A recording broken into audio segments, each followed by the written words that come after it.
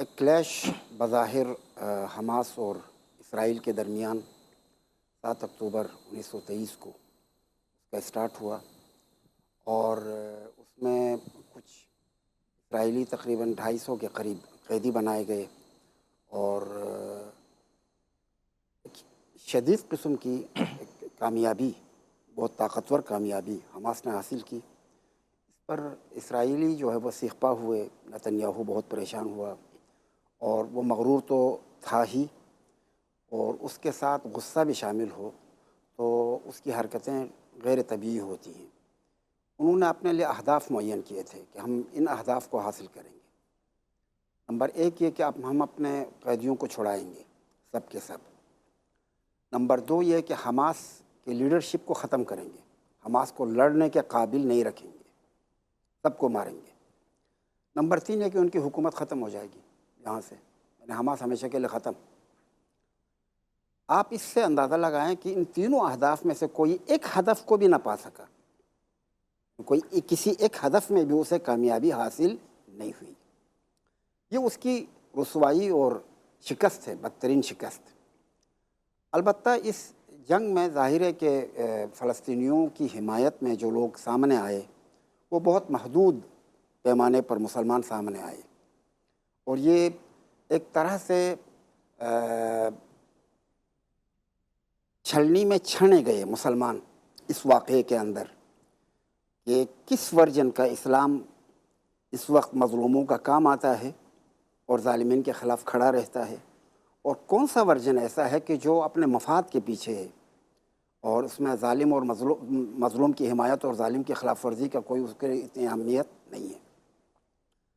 اب یہ بات تو بالکل تشت ازبام ہے، واضح ہے کہ اس میں جمہوری اسلامی ایران، حزب اللہ، یمن کے انصار اللہ، عراق کے حشد الشعبی، یہ وہ لوگ تھے کہ جنہوں نے حماس کا ساتھ دیا، اور ان کی حمایت کی وجہ سے حماس توانا رہی اور حماس نے دفاع کیا۔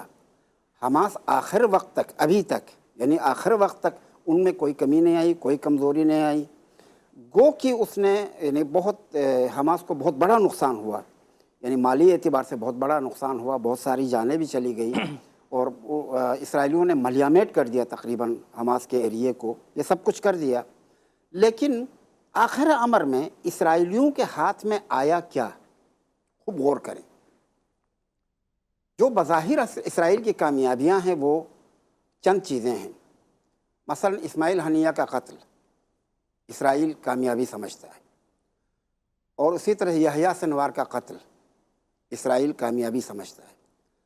سید حسن نصر اللہ کا قتل اسرائیل اس کو کامیابی سمجھتا ہے، اور اسی طرح سے حزب اللہ کے کچھ لیڈرشپ کی جن کو پیجر کے دھماکوں میں ان کو نقصان پہنچا، اس کو وہ اپنے لیے کامیابی سمجھتا ہے۔ یہ وہ چیزیں ہیں جو اسرائیل کو حاصل ہوئیں، لیکن اسرائیل نے گوایا کیا؟ اس کے مقابلے میں اسرائیل کے ہاتھ سے کیا نکل گیا؟ نمبر 1، اسرائیل کا ایک وقار مغربی دنیا میں تھا، وہ وقار کھو گیا۔ اس کو ایک سویلائزڈ حکومت سمجھ رہے تھے، اب مغربی دنیا اس کو ایک دہشت گرد حکومت سمجھتی ہے۔ نمبر 2، اسرائیل ایک پرامن ملک اور محفوظ ملک سمجھا جاتا تھا کہ یہ ایک محفوظ ملک ہے، یہاں کوئی پرندہ بھی پر نہیں مار سکتا ہے، ان کا آئرن ڈوم کسی بھی قسم کے باہر سے آنے والے مہاجم کو نیست و نابود کر سکتا ہے، یہ ان کا خیال تھا۔ وہ خواب اور خیال تصور ہوا، اور ثابت ہو گیا کہ یہ کوئی حیثیت نہیں رکھتا آئرن ڈوم، اور خاص طور پر جمہوری اسلامی ایران کی طرف سے 2 دفعہ جو اسٹرائک ہوئے، طاقتور اسٹرائک، اس نے تو ان کی یعنی مٹی پلید کر دی اسرائیلیوں کی، اور اس مٹی کے پلید ہونے کے نتیجے میں جو لوگ باہر سے آ کر اسرائیل میں رہائش پذیر ہونا چاہتے تھے، اب اسرائیل کے اندر رہنے والے لوگ بھی وہاں سے بھاگنے پہ مجبور ہوئے، اور اب اسرائیل کے لوگ اس کو ایک محفوظ ملک نہیں سمجھتے ہیں، اس لیے کوئی بھی باہر سے آ کے یہاں رہے گا نہیں، بلکہ جو ہیں وہ بھی باہر جانے کی تیاریوں میں ہیں۔ ابھی بھی بہت سارے لوگ چلے گئے ہیں، تقریباً 3 لاکھ سے زیادہ افراد ہجرت کر چکے ہیں، اور کئی لوگ جانے کے لیے تیاری ہیں۔ اچھا، نمبر 4، اکنامکلی ان کا نقصان، اتنا بڑا نقصان ہوا ہے ان کا کہ ایلات کا جو پورٹ ہے وہ تقریباً تباہ ہو چکا ہے، نیست و نابود ہوا، اور وہاں پر تنخواہیں دینے کے لیے ان کے پاس پیسے نہیں تھے، وہ سب بند، یعنی علاج بند ہو گیا۔ اچھا 2 لاکھ سے زیادہ کمپنیاں جو ہے وہ دیوالیہ ہو گئیں، اور یہاں سے اپنا سب کچھ سمیٹ کے باہر چلے گئے، نکل گئے، یعنی اکنامیکلی بہت شدید نقصان۔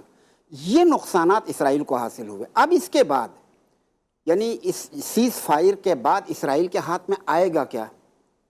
اسرائیل کے ہاتھ میں پھر بھی کچھ بھی نہیں آئے گا، وہی ناامنی، وہی بے سکونی، اسرائیل کے حوالے سے شک کی نگاہ سے دیکھنا، اور وہی چیزیں اپنی جگہ قائم اور دائم ہیں، اور اس میں کوئی فرق نہیں پڑے گا۔ بلکہ یہ امن بھی پتہ نہیں، امن معاہدہ بھی قائم رہتا ہے یا نہیں رہتا ہے، یہ اپنی جگہ ایک بحث ہے کہ مثلا یہ امن معاہدہ قائم رہے گا یا نہیں رہے گا، چونکہ اسرائیلیوں سے کوئی بعید نہیں ہے کہ وہ جس دن اپنے آپ کو طاقتور محسوس کریں گے پھر اٹیک کریں گے۔ انہوں نے حزب اللہ کے ساتھ امن معاہدہ کیا تھا، کیا اس کی پاسداری کی؟ اور کتنے اس نے ان کو وائلیٹ کیا، کتنی دفعہ وائلیٹ کیا؟ تو کیا حماس کے حوالے سے وائلیشن نہ کرنے کی کوئی شیورٹی ہے؟ کوئی شیورٹی نہیں ہے۔ تو اس طرح سے میرے خیال میں، میری نظر میں یہ امن معاہدہ ویسے ہونا چاہیے، بہت اچھی بات ہے، لیکن یہ ہوگا نہیں، یہ آخر تک اسی طرح سے قائم نہیں رہے گا۔